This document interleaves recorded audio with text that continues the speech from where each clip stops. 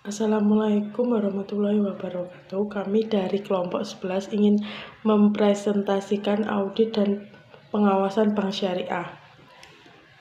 Perkenalkan kelompok saya sendiri Aris Nawati, NPM 1601010046. Teman saya Era Erviana, NPM 1801010012. Yogi Saputra, NPM 1801010029. Rizky Nova 1801010069. Yang pertama, audit syariah. Secara umum, audit syariah adalah untuk melihat dan mengawasi, mengontrol, dan melaporkan transaksi yang sesuai aturan dan hukum Islam yang bermanfaat, benar, tepat, waktu, dan laporan yang adil.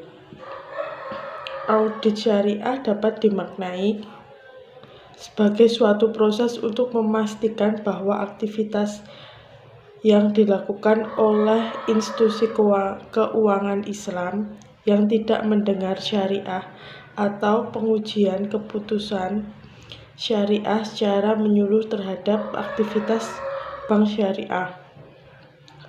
Auditor merupakan wakil dari para pemegang saham yang menginginkan investasi mereka sesuai dengan hukum-hukum Islam. Tujuan audit syariah adalah untuk memastikan kesesuaian seluruh operasional bank dengan prinsip dan aturan syariah yang digunakan sebagai pedoman bagi manajemen dalam mengoperasikan bank syariah.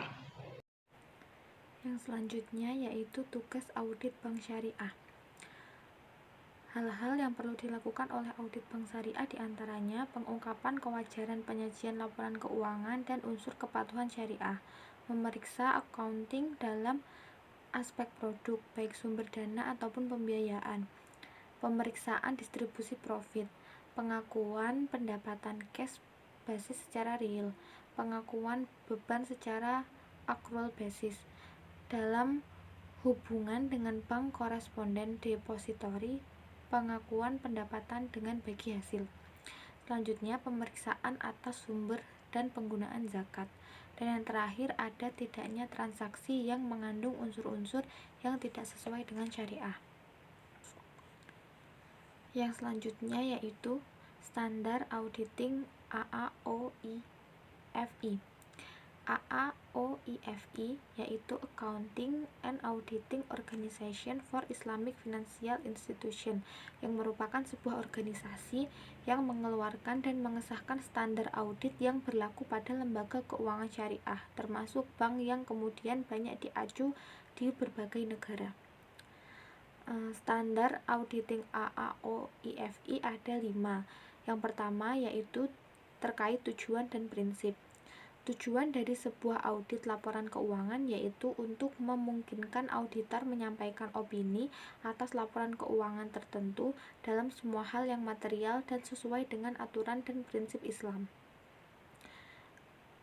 Prinsip AAOIFI, standar akuntansi nasional yang relevan, serta praktek di negeri yang mengoperasikan lembaga keuangan.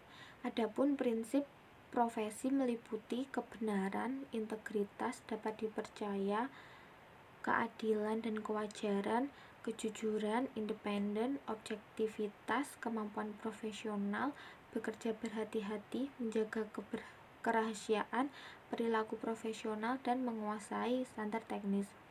Yang kedua yaitu terkait laporan auditor. Elemen dasar dari laporan auditor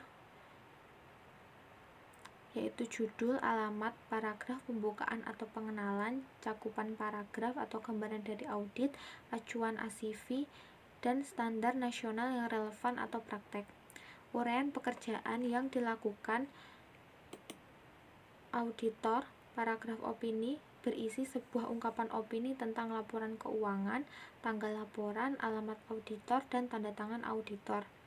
Terkait ruang lingkup paragraf, laporan auditor harus menggambarkan cakupan audit dengan menyatakan bahwa audit telah dilaksanakan sesuai ACV dan standar nasional yang relevan atau praktek telah sesuai dan tidak melanggar aturan dan prinsip syariah. Ruang lingkup mengacu pada kemampuan auditor untuk melaksanakan prosedur audit yang dianggap penting dalam hal itu. Hal ini meyakinkan para pembaca bahwa audit telah berjalan sesuai ketetapan standar maupun praktek. Di samping itu, juga telah sesuai dengan standar auditing nasional atau praktek mengikuti negara tempat auditor berada. Hal ini terlihat dalam alamat auditor. Yang ketiga yaitu terkait ketentuan keterlibatan audit. Auditor dan klien harus menyetujui ketentuan perjanjian. Istilah setuju perlu disampaikan dalam surat penugasan audit sesuai kontrak. Isi dasar surat perjanjian adalah dokumen surat penunjukan dan menegaskan tanggung jawab auditor untuk klien dan bentuk setiap laporan yang akan diberikan oleh auditor.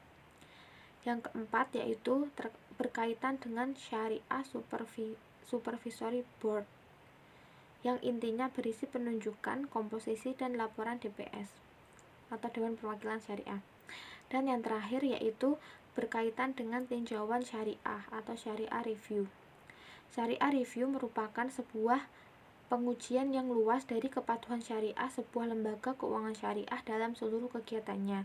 Pengujian ini meliputi penunjukan, persetujuan, kebijakan, produk, transaksi, memorandum atau surat peringatan, dan anggaran dasar dari Perserikatan Laporan Keuangan, laporan khususnya audit internal dan pengawasan bank sentral, sirkulasi, dan lain-lain. Tujuan dari sebuah syariah review adalah untuk memastikan bahwa seluruh aktivitas yang diselenggarakan dalam lembaga keuangan syariah tidak bertentangan dengan syariah. Dewan Perwakilan Syariah bertanggung jawab untuk membuat dan mengungkapkan sebuah opini dari suatu lembaga keuangan syariah terhadap kepatuhannya pada syariah.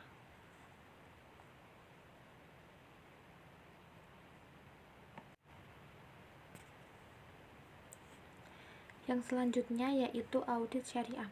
Kerangka audit syariah memenuhi unsur sebagai berikut.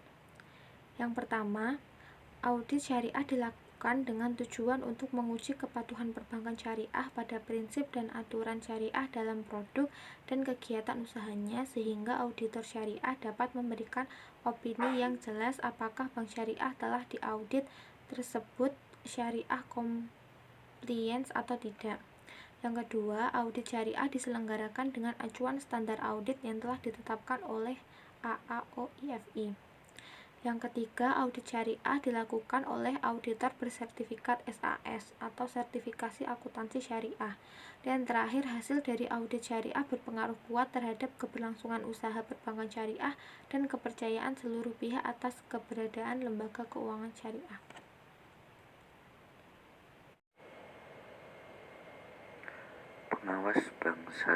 Pengawas bank syariah yang berada di dalam Otoritas Bank Indonesia atau BI dan Dewan Syariah Nasional atau DSN dilakukan dalam rangka menjaga kepatuhan terhadap prinsip-prinsip dan aturan syariah dalam operasional kegiatan dan pelaporan sesuai konsep perbankan syariah serta sesuai yang prinsip akuntansi secara umum. Di Indonesia, tugas mengawasi aspek syariah dalam operasional bank syariah menjadi kewenangan DSN. DSN merupakan lembaga yang dibentuk oleh Majelis Ulama Indonesia atau MUI yang mempunyai fungsi melaksanakan tugas-tugas MUI dalam menangani masalah-masalah yang berhubungan dengan aktivitas LKS. Selanjutnya, Dewan Syariah Nasional. DSN memiliki sifat yang menyeluruh dalam arti pengawasan yang dilakukan bersifat nasional. Dalam prakteknya, pengawasan yang bersifat lebih lokal pada bank syariah dilakukan oleh Dewan Pengawas Syariah DPS. Pembentukan DPS didasari pada kesadaran akan pentingnya menjaga kegiatan usaha bank syariah agar dapat berjalan sesuai dengan nilai-nilai syariah. Selanjutnya akan dilanjutkan oleh Rizky. Dalam slide selanjutnya, yaitu dalam ketentuan Undang-Undang Nomor 10 Tahun 1998, Pasal 6 huruf M diatur bahwa pokok-pokok ketentuan yang ditetapkan oleh Bank Syariah antara lain: yang pertama, kegiatan usaha dan produk-produk bank berdasarkan prinsip syariah. Yang kedua, pembentukan dan tugas Dewan Pengawas Syariah. Yang ketiga, persyaratan bagi pembukaan kantor cabang yang melakukan kegiatan usaha secara konvensional untuk melakukan kegiatan usaha berdasarkan prinsip syariah. Slide selanjutnya yaitu Dewan Pengawas Syariah melaksanakan tugas mengawasi Bank Syariah dengan jumlah ketentuan, diantaranya wajib mengikuti fatwa dari DSN dan statusnya sebagai dewan yang ditempatkan di Bank Syariah yang keanggotaannya ditetapkan berdasarkan rekomendasi DSN yang bertugas mengawasi penerapan prinsip syariah dalam kegiatan usaha bank. Selain itu, keanggotaan DPS juga harus mendapatkan persetujuan dari BI. Sekian presentasi dari kelompok kami, kurang lebihnya mohon maaf. Wassalamualaikum warahmatullahi wabarakatuh.